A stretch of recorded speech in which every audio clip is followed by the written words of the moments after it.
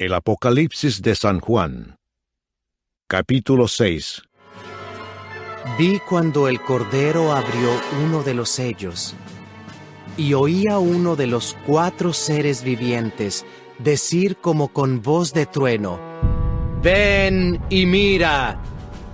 Y miré, y he aquí un caballo blanco, y el que lo montaba tenía un arco, y le fue dada una corona, y salió venciendo y para vencer.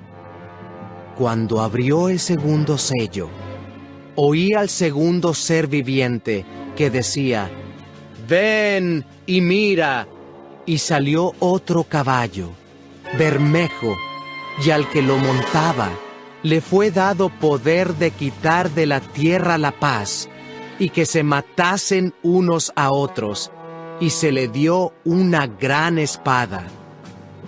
Cuando abrió el tercer sello, oí al tercer ser viviente que decía: «Ven y mira». Y miré, y he aquí un caballo negro, y el que lo montaba tenía una balanza en la mano, y oí una voz de en medio de los 4 seres vivientes que decía: 2 libras de trigo por 1 denario, y 6 libras de cebada por 1 denario, pero no dañes el aceite ni el vino. Cuando abrió el cuarto sello, oí la voz del 4.º ser viviente que decía: «Ven y mira». Miré, y he aquí un caballo amarillo, y el que lo montaba tenía por nombre Muerte, y el Hades le seguía. Y le fue dada potestad sobre la 4ª parte de la tierra, para matar con espada, con hambre, con mortandad y con las fieras de la tierra. Cuando abrió el 5.º sello, vi bajo el altar las almas de los que habían sido muertos por causa de la palabra de Dios y por el testimonio que tenían, y clamaban a gran voz diciendo: «¿Hasta cuándo, Señor santo y verdadero, no juzgas y vengas nuestra sangre en los que moran en la tierra?» Y se les dieron vestiduras blancas, y se les dijo que descansasen todavía un poco de tiempo, hasta que se completara el número de sus consiervos y sus hermanos, que también habían de ser muertos, como ellos. Miré cuando abrió el 6.º sello, y he aquí hubo un gran terremoto, y el sol se puso negro como tela de cilicio, y la luna se volvió toda como sangre, y las estrellas del cielo cayeron sobre la tierra, como la higuera deja caer sus higos cuando es sacudida por un fuerte viento. Y el cielo se desvaneció como un pergamino que se enrolla, y todo monte y toda isla se removió de su lugar. Y los reyes de la tierra, y los grandes, los ricos, los capitanes, los poderosos, y todo siervo y todo libre, se escondieron en las cuevas y entre las peñas de los montes, y decían a los montes y a las peñas: «Caed sobre nosotros y escondednos del rostro de aquel que está sentado sobre el trono y de la ira del Cordero, porque el gran día de su ira ha llegado. ¿Y quién podrá sostenerse en pie?». Capítulo 6, que como pueden ver hemos titulado Los sellos son abiertos, y habla de una continuación de lo que vimos la semana pasada en ese Señor Jesucristo, o ese Mesías que fue considerado digno para abrir los sellos, que referíamos a esto como el contenido del libro de Apocalipsis y lo que ocurre entre la primera y la segunda venida de Cristo.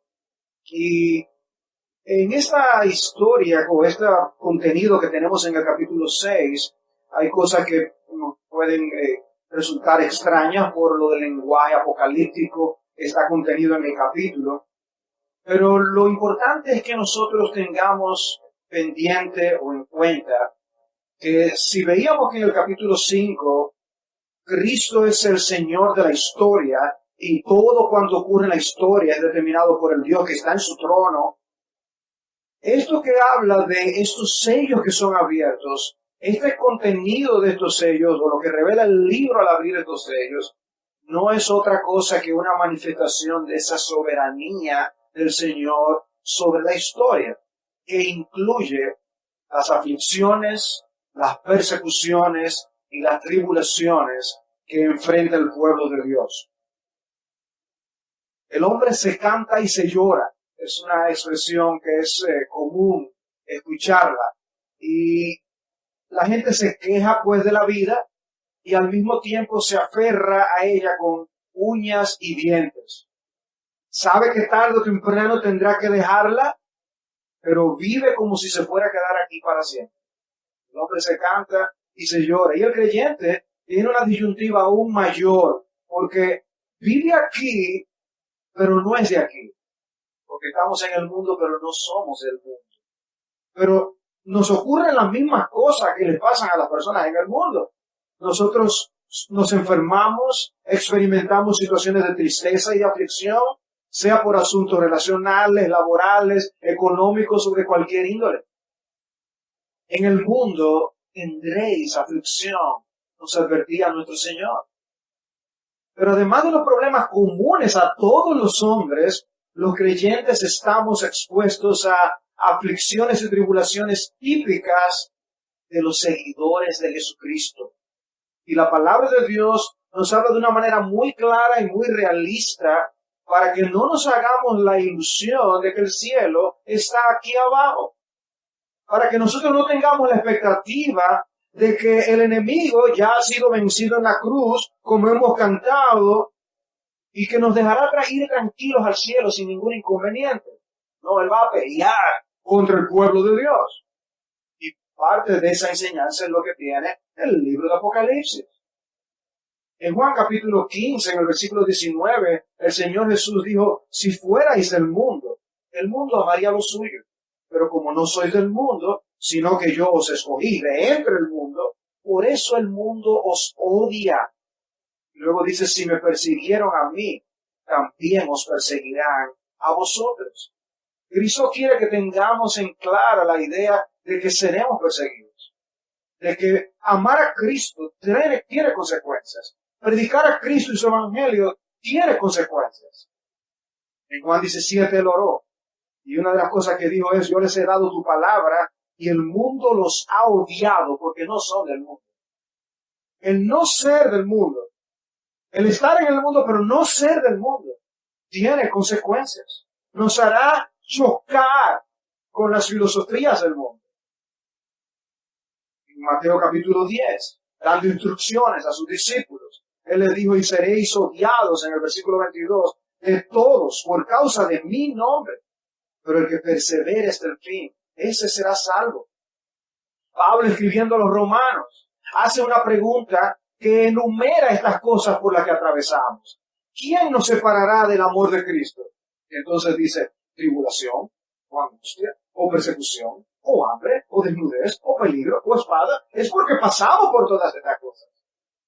Está diciendo, pasaremos por esas cosas, pero no nos podrán separar de Cristo. No nos podrán separar de su amor.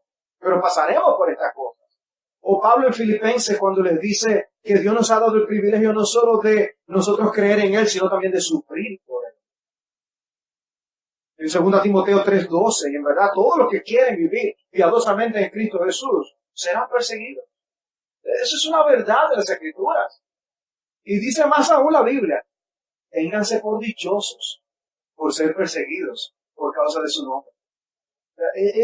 Es una verdad central, repetida en las Escrituras, para que estemos claros de que no vamos a pasar por este mundo sin heridas.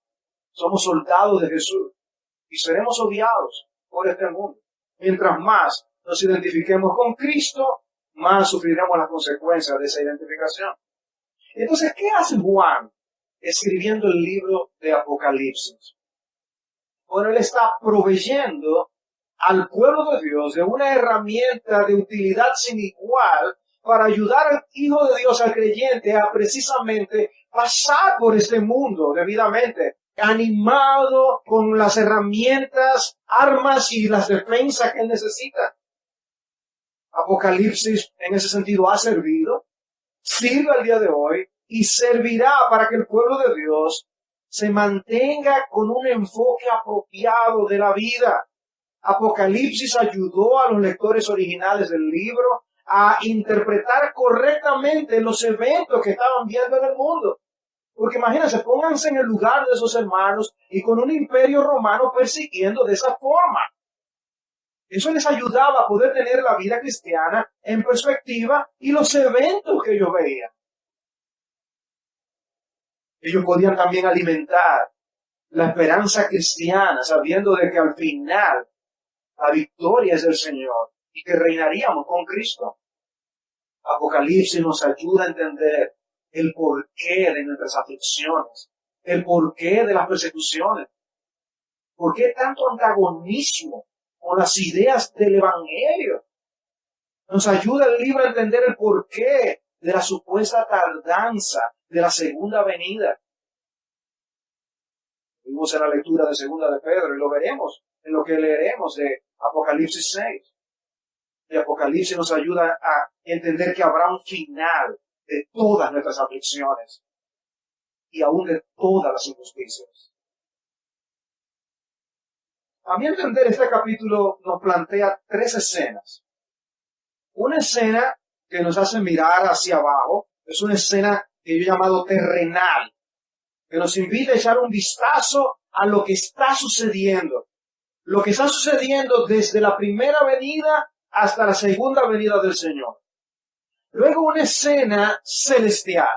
Es una escena que nos hace mirar hacia arriba y nos concede un vistazo de qué experimenta el Hijo de Dios que padece persecución y parte a la presencia de Dios. Y luego una escena futura. Algo que nos lleva a echar una mirada hacia el futuro, hacia adelante y aún a lo que vendrá cuando Cristo muera. Así que veamos en primer lugar la escena terrenal, los primeros 4 sellos, que son los primeros 8 versículos del capítulo 6. Los 4 jinetes del Apocalipsis, una escena terrenal.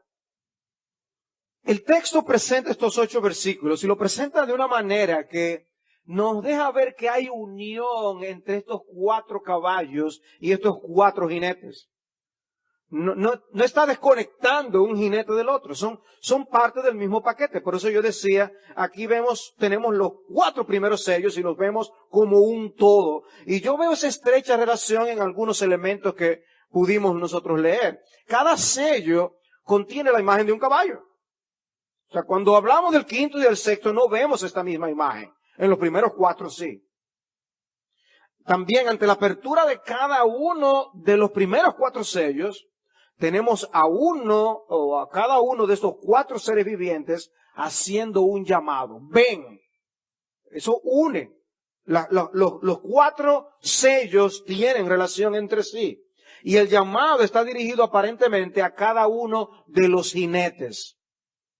Y al menos en los primeros 3 jinetes, vemos que son descritos como teniendo un instrumento particular que tienen o les es dado. Un arco, en el versículo 2, una espada, en el versículo 4, y una balanza, en el versículo 5. O sea que podemos notar que no son sellos desconectados, inconexos. Tienen relación uno con otro. ¿Y por qué digo esto? Porque es muy común escuchar a las personas citar Apocalipsis capítulo 6 y ver el caballo blanco y relacionarlo con el caballo blanco del capítulo 19.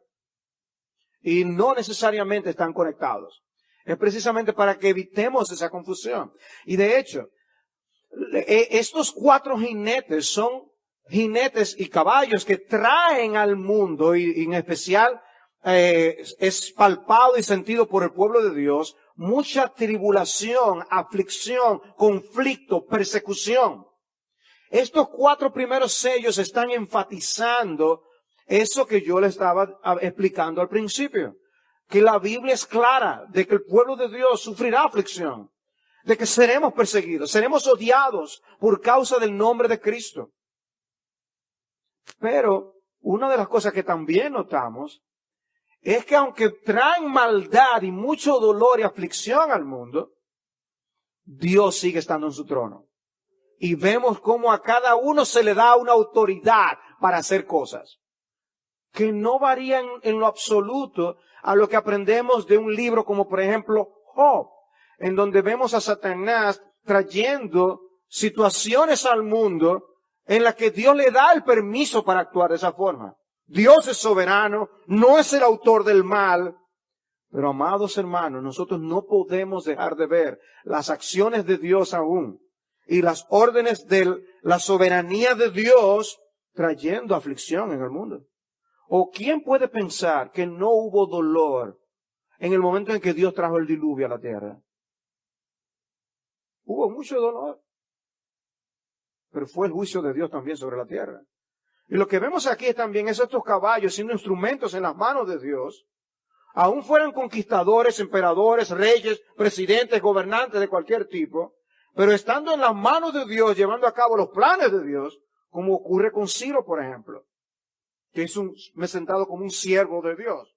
Él no lo sabía, pero era un siervo de Dios. Porque los gobernantes están en las manos de Dios y Él inclina el corazón de los reyes a donde Él quiere. Y eso implica a todos los reyes, Ya en el capítulo 1 habíamos dicho que Él es el soberano sobre los reyes de la tierra. Eso los abarca a todos. Cuando dejamos la mente ir abarcando todo lo que eso implica, hermanos, por eso nos topamos con situaciones que decimos, uy, y también de aquel, y de este rey, y de aquel, sí. Y Dios los usa, y en momentos trae aflicción al mundo que aún afecta a los propios hijos de Dios. Porque Dios no nos saca de este mundo de aflicción. Dios nos deja en este mundo de aflicción. El primer caballo y su jinete. Los dos primeros versículos. Este es el que es el caballo blanco, y donde dice que tenía un arco y se le dio una corona y salió conquistando para conquistar. Y la idea puede estar transmitiendo algo donde esta persona abusa su poder. No sencillamente que es un conquistador. Habla de alguien que alcanza el poder y lo alcanza con violencia y se mantiene en ese poder con violencia. Puedes hablar de ambición de dominio. ¿Qué implica ese dominio o esas conquistas? Abarca muchas veces las aflicciones que el pueblo de Dios experimenta. Lo que hacían estos grandes emperadores era perseguir a los cristianos. Y ellos lo vivieron. El segundo caballo y su jinete en los versículos 3 y 4. A ese se le dio una gran espada. Pero observen, se le dio. Es como no lo tenía, pero se le dio. ¿Y quién es el soberano? O el que está sentado en el trono del capítulo 4. El que controla la historia del capítulo 5. El que tiene la dignidad para abrir y destapar estos sellos para que se cumplan en la tierra. A final de cuentas es nuestro Dios el que tiene la autoridad aún sobre estas cosas. Ahora, se le concedió a este jinete quitar la paz de la tierra y que los hombres se maten unos a otros. Y eso incluye a los hijos de Dios, como veremos poco más adelante. Cuando ocurrió la Primera Guerra Mundial, se le llamó la guerra conclusiva de todas las guerras. Se pensaba que eso no había sido una guerra tan atroz que el hombre no se iba a atrever jamás a volver a tener otra guerra así. Y se equivocaron. Se equivocaron.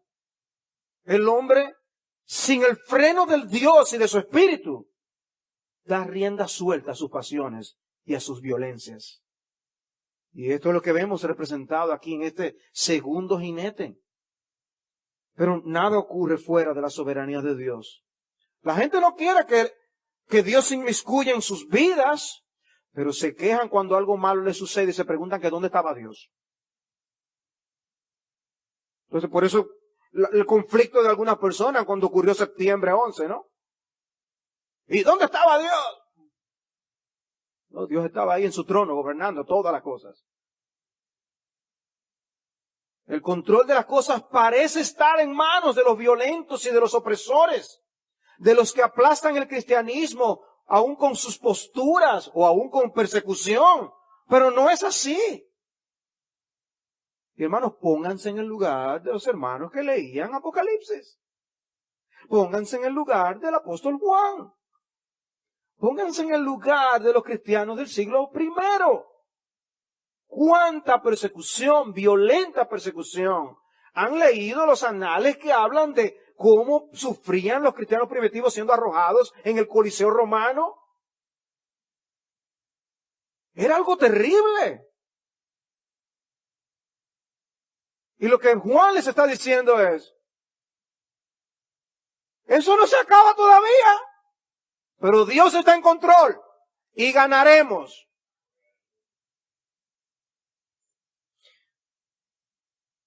Dice un autor, el agente de desorden y anarquía está, por así decirlo, atado con una cuerda que limita su actividad, y es Dios, el juez justo, quien al final destruirá a los destructores de la tierra.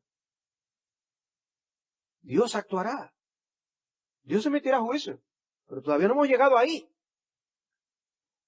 Sí debemos anhelar el momento de la emisión del juicio de Dios. Dice en Apocalipsis 11:18, y las naciones se enfurecieron, y vino tu ira, y llegó el tiempo de juzgar a los muertos, y de dar la recompensa a tus siervos los profetas, a los santos, y a los que temen tu nombre, a los pequeños y a los grandes, y de destruir a los que destruyen la tierra. ¿Ven? O sea, el mismo libro de Apocalipsis, un poquito más adelante, porque el libro de Apocalipsis es como una de esas pantallas.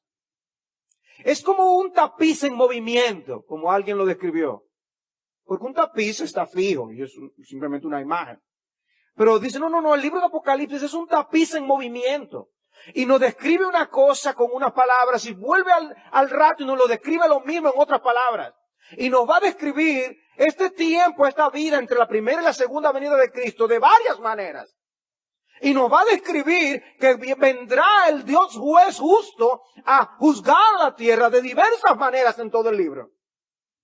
Y al final del libro nos va a llevar a la misma presencia del trono de Dios, donde hay cielos nuevos y tierra nueva. Pero mientras tanto el libro es como esa pantalla. ¿Saben que esa pantalla tiene 28 pequeñas pantallas? Si ustedes no lo han visto, pueden mirar por atrás y chequear así, que están conectadas todas, 28 pantallitas. Y cambia las escenas, las imágenes para poder mostrar lo que se está mostrando. Pero el libro de Apocalipsis va cambiando la imagen, no es pasiva, va en un movimiento, mostrándonos qué va pasando en el curso de la historia. Y cuando lleguemos al capítulo 11 va a referirnos otra vez acerca de esta obra de destrucción que Dios emitirá. El tercer caballo, versículos 5 y 6. Se nos dice que era un caballo negro y que el que estaba montado tenía una balanza en la mano.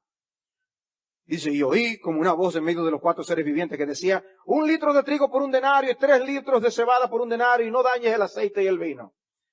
Y muchos refieren el hecho de las grandes hambrunas, consecuencias catastróficas económicas que ha habido en el mundo. Oh, qué terrible no es leer acerca de la Gran Depresión. Lo llaman depresión por una razón. Fue un momento sumamente complicado y difícil.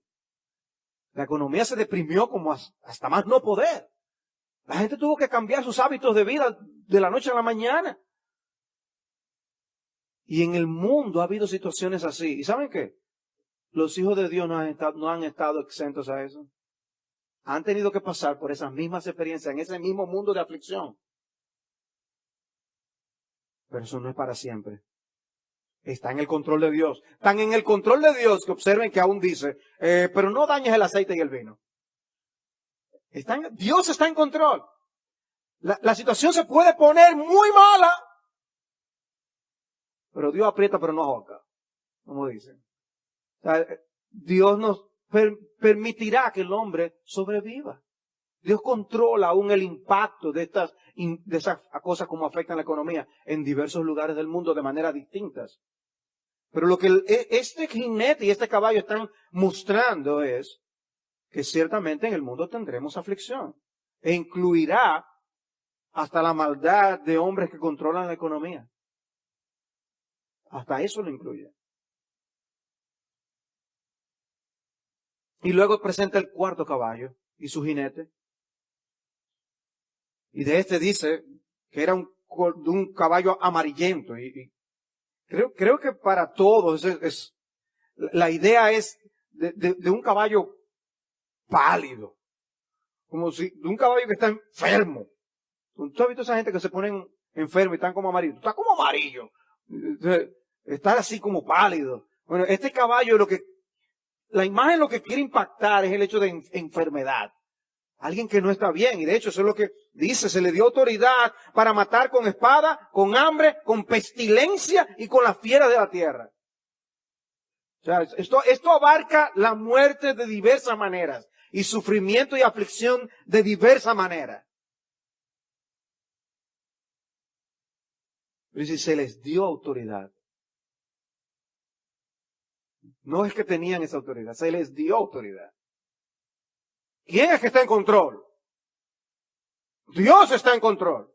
No nos olvidemos, al leer Apocalipsis 7, 8, 10, 12, 15, no nos olvidemos de Apocalipsis 4 y 5. Dios está en su trono y Él es el Señor de la historia. Y todas estas cosas pasan, impactan, afectan al pueblo de Dios. Qué bueno que leemos en Apocalipsis 20, que dice, y la muerte y el Hades fueron arrojados al lago de fuego. Esta es la muerte segunda, el lago de fuego.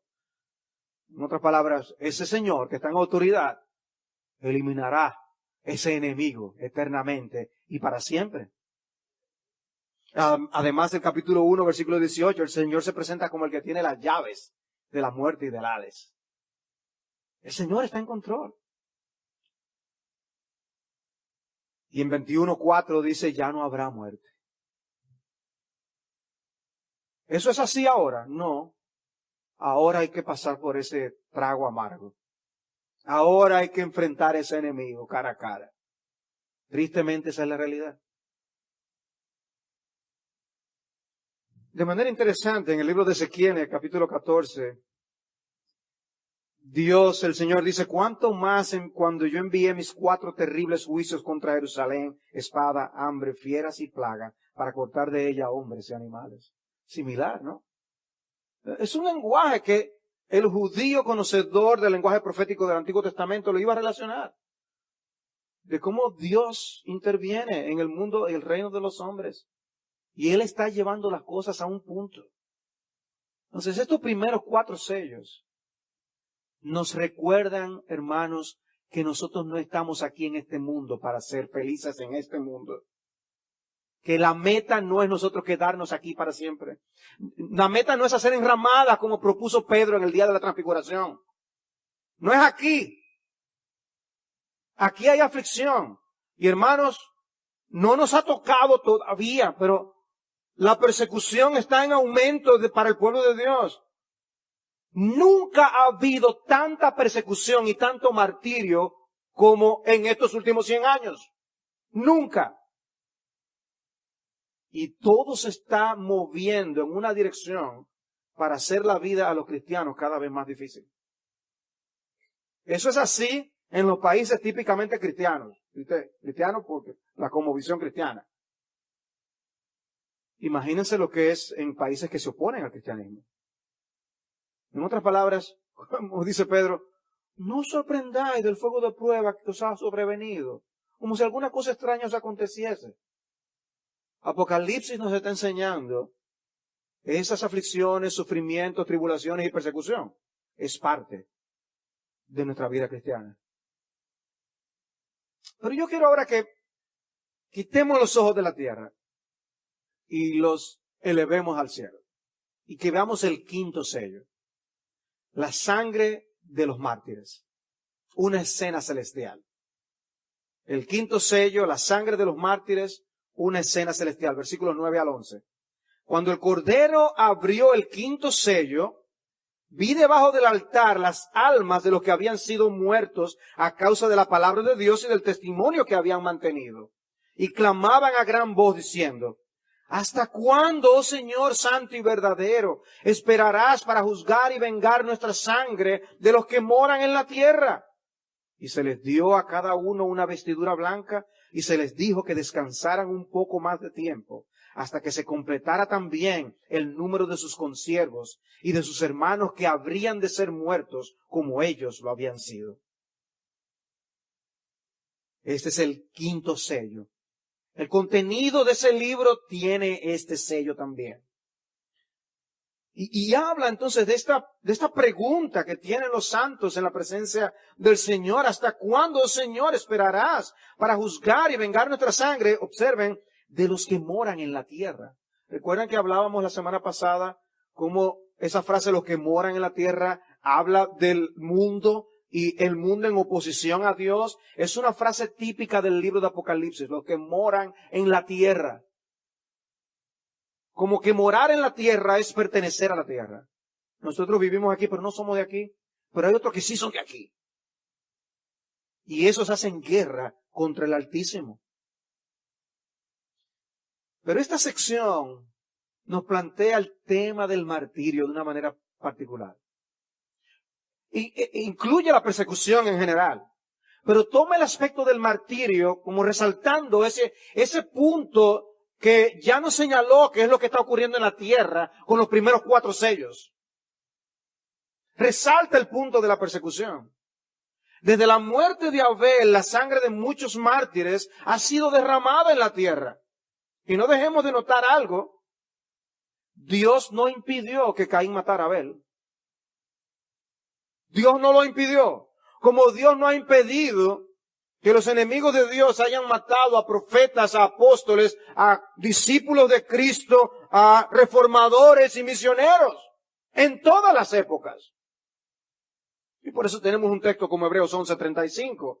Las mujeres recibieron a sus muertos mediante la resurrección, y otros fueron torturados, no aceptando su liberación.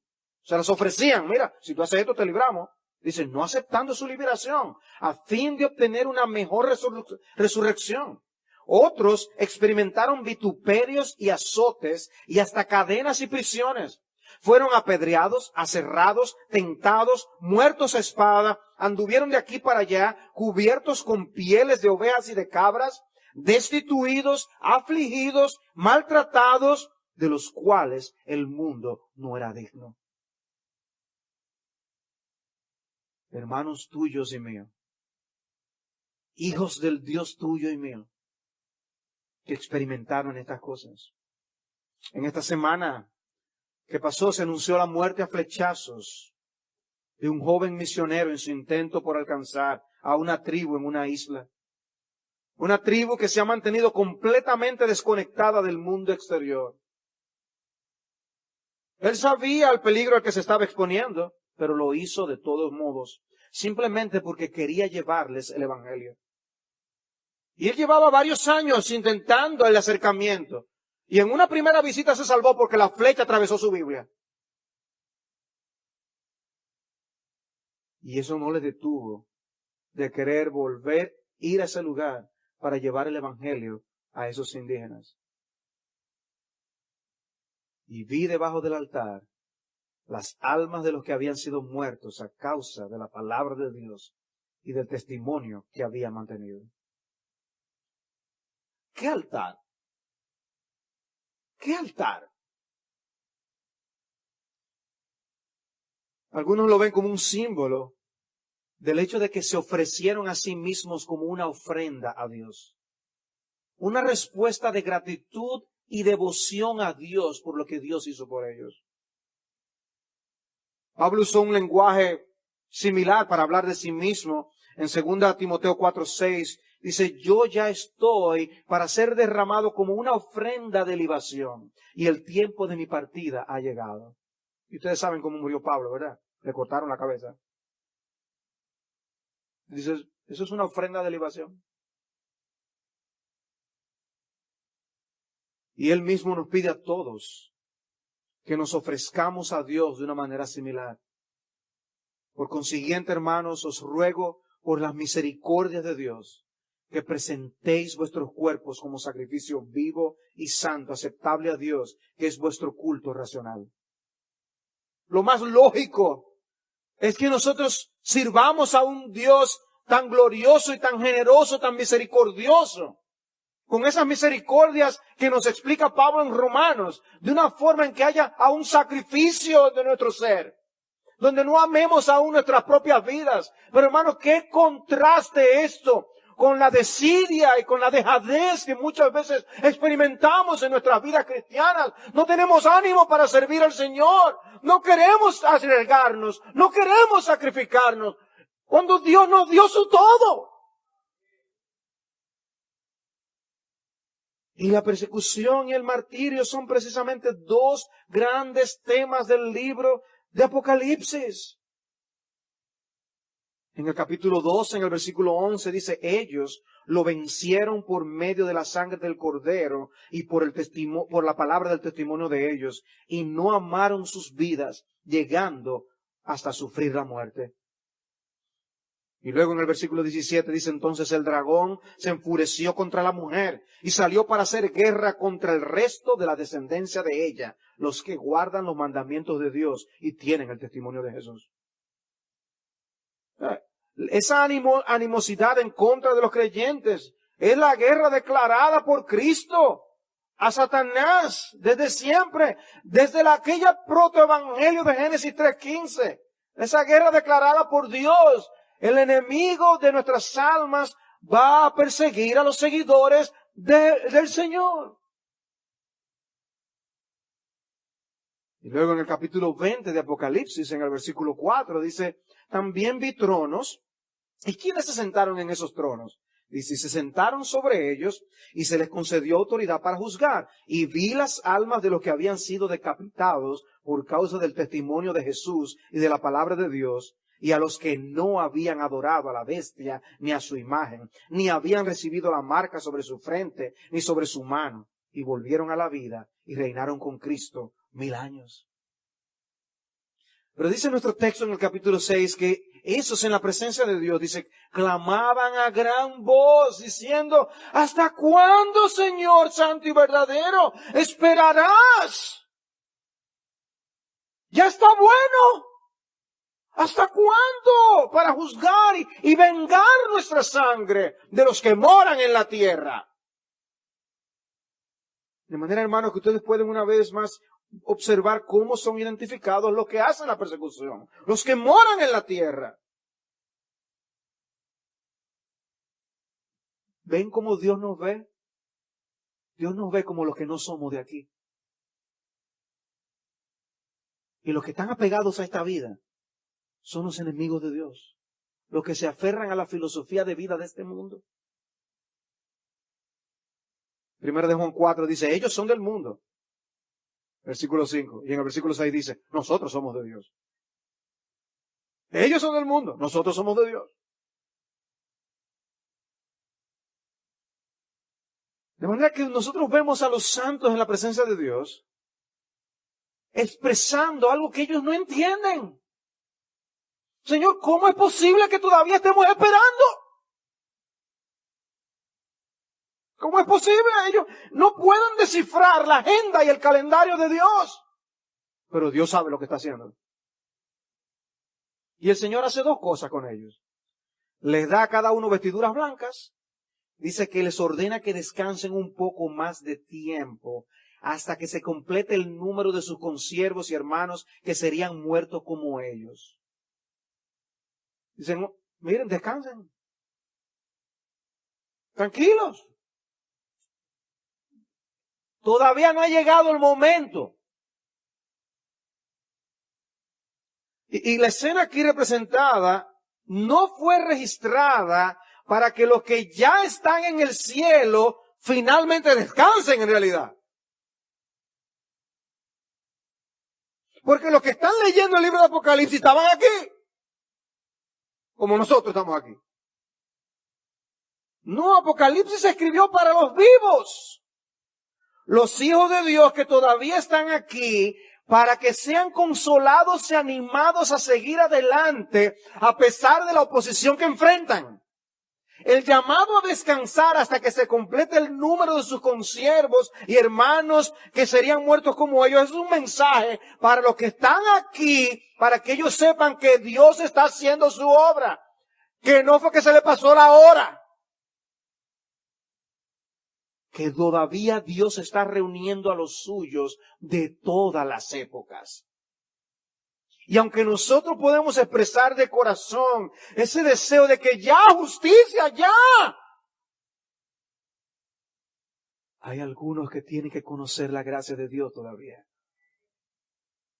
¿Y saben lo que eso va a implicar? Que el sufrimiento continúe todavía. Todavía hay algunos lugares donde hoy mismo algunos hermanos nuestros han tenido que estar ocultos y escondidos en el mundo. Hoy mismo algunos fueron calumniados y vituperados por el nombre de Jesús. Sencillamente porque el Señor en su paciencia, Él no retarda su promesa como algunos la tienen por tardanza, sino que el Señor en su paciencia está dando oportunidad para que algunos conozcan de esa gracia paciente de Dios.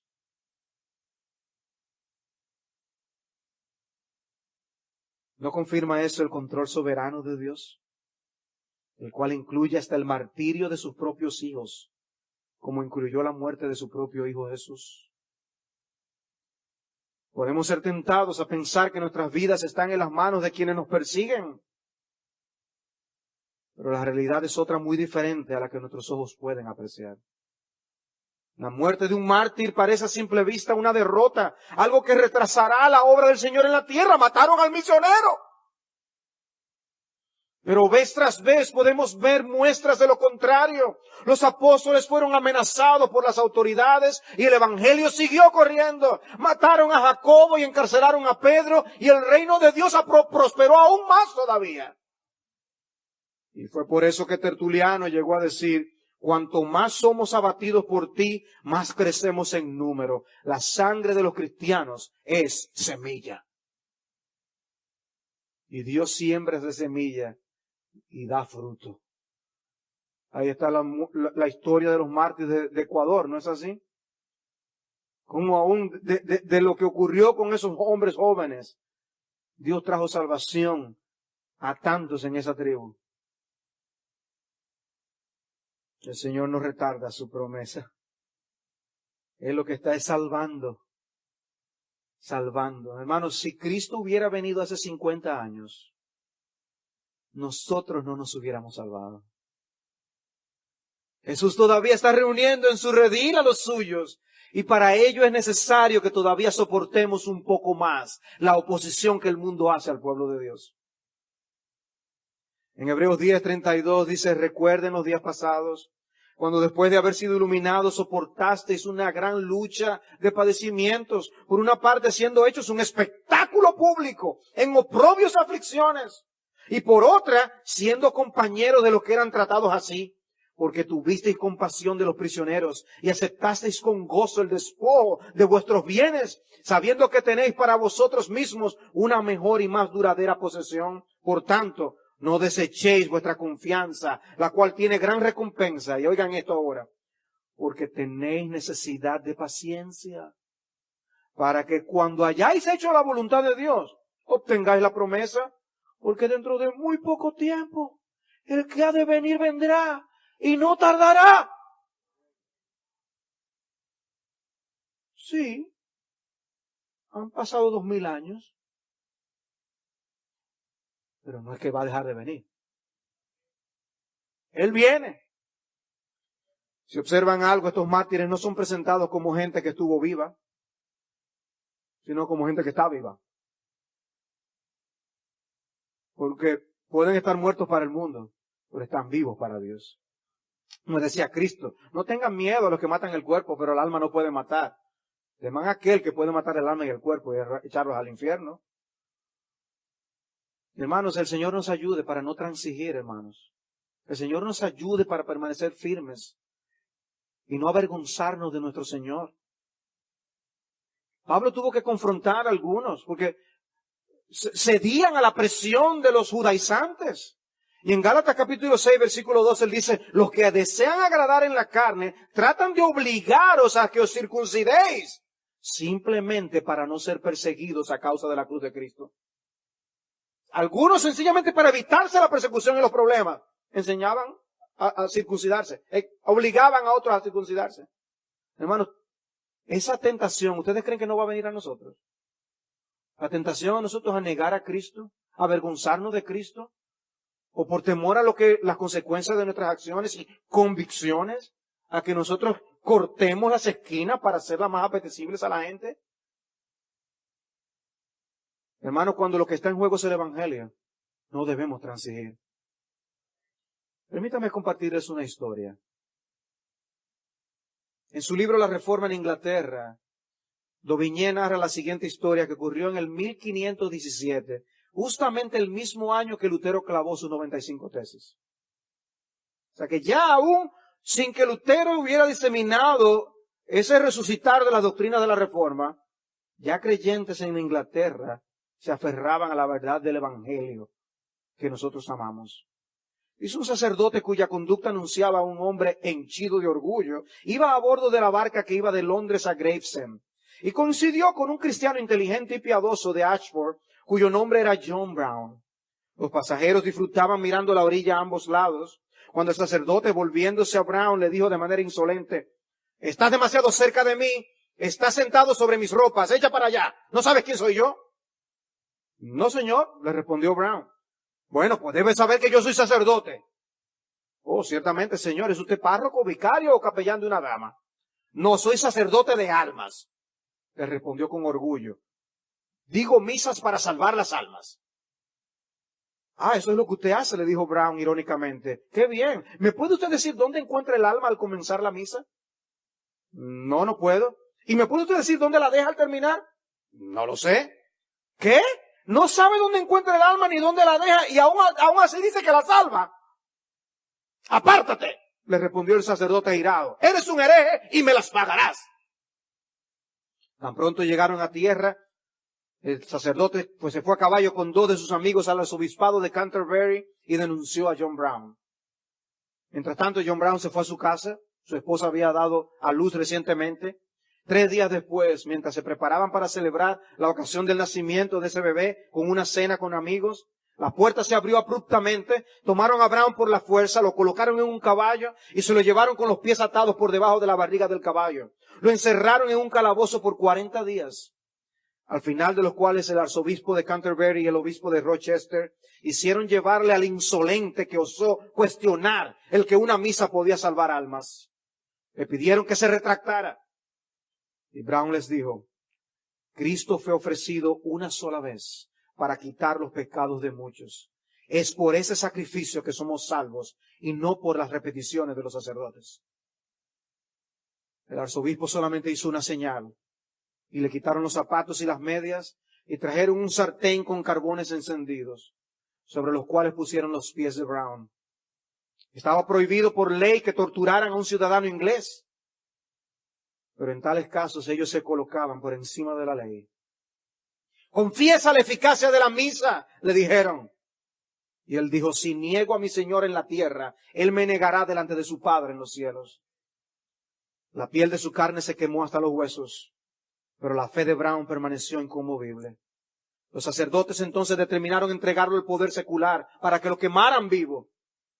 Y el sábado antes de la festividad de Pentecostés de 1517, llevaron a Brown a Ashford, a su ciudad otra vez, donde una empleada suya se dio cuenta y fue a informarle a la esposa. ¡Lo vi! ¡Lo vi! La esposa salió corriendo para poder ver a su esposo, que estaba con sus pies atados al cepo, con una apariencia transformada por el sufrimiento y esperando ser quemado vivo a la mañana siguiente. Su esposa llorando a su lado. Y él le dijo a ella, yo no puedo poner los pies sobre el suelo, porque los sacerdotes los quemaron hasta los huesos. Pero no pudieron quemar mi lengua e impedirme confesar al Señor. Elizabeth continúa amándole porque Él es bueno y cría a nuestros hijos en su temor. A la mañana siguiente murió quemado confiando en esa sangre de Cristo y cantando un himno. Eso ocurrió 1400 años después que se escribió Apocalipsis. Un libro que se escribió para casos precisamente como esos. Se escribió para nosotros, para que mantengamos claras nuestras prioridades y vivamos según ellas en el poder del Espíritu y la gracia del Señor Jesús. Pero la historia no termina ahí. Y ahí tenemos una última mirada en los versículos 12 al 17. La ira del Cordero. El sexto sello. Una mirada al final. Vi cuando el Cordero abrió el sexto sello y hubo un gran terremoto.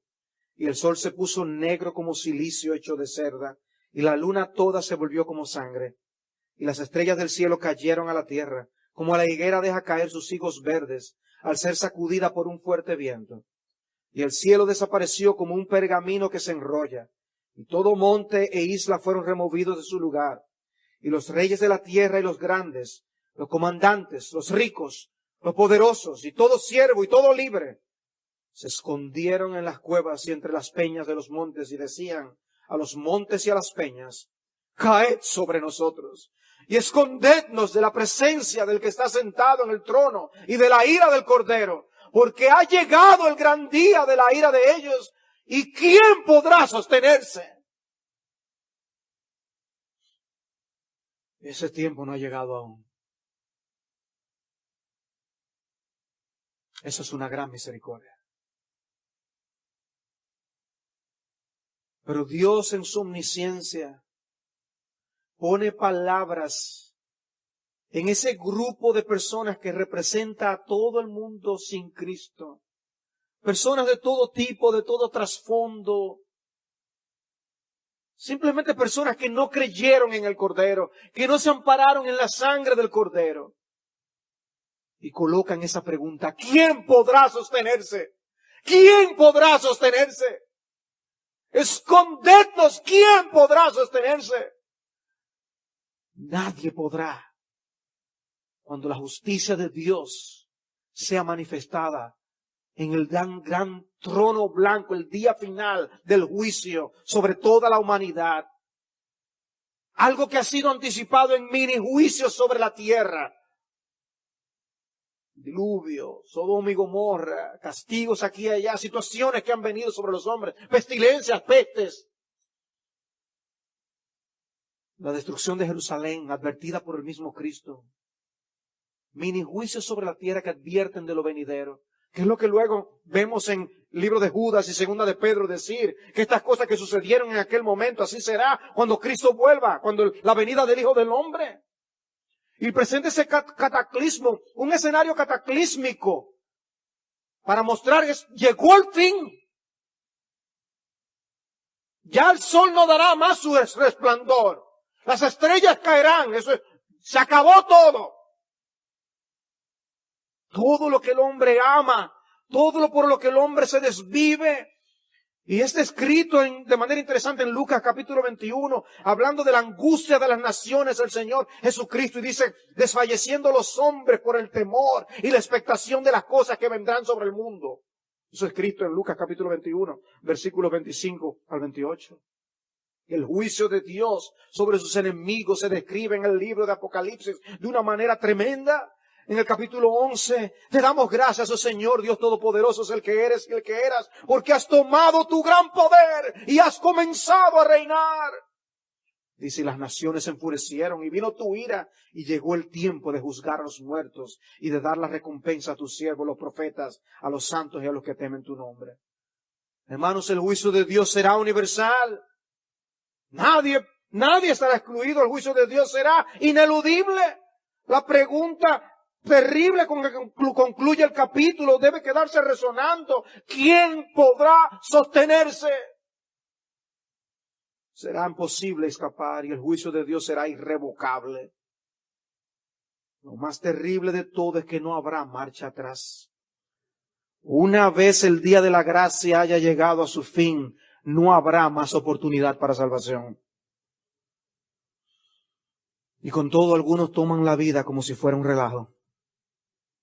Y fue por eso que el Señor Jesucristo dijo en una ocasión, ay de vosotros, los que ahora reís, porque os lamentaréis y lloraréis.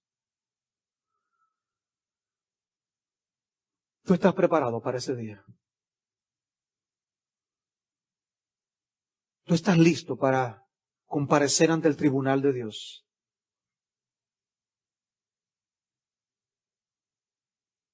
¿Realmente te has amparado en la justicia de Jesucristo?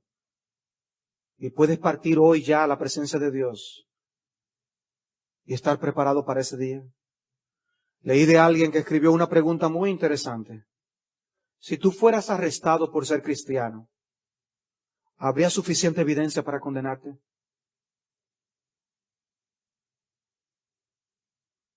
La manera en que tú respondas a esa pregunta, en esa misma medida debes tú tener paz y tranquilidad en tu corazón. Confía en Jesús antes que sea demasiado tarde. Huye a Jesús ahora para que en aquel día no quieras huir de su ira y de la condenación eterna. Dios tenga misericordia de nosotros y de los nuestros.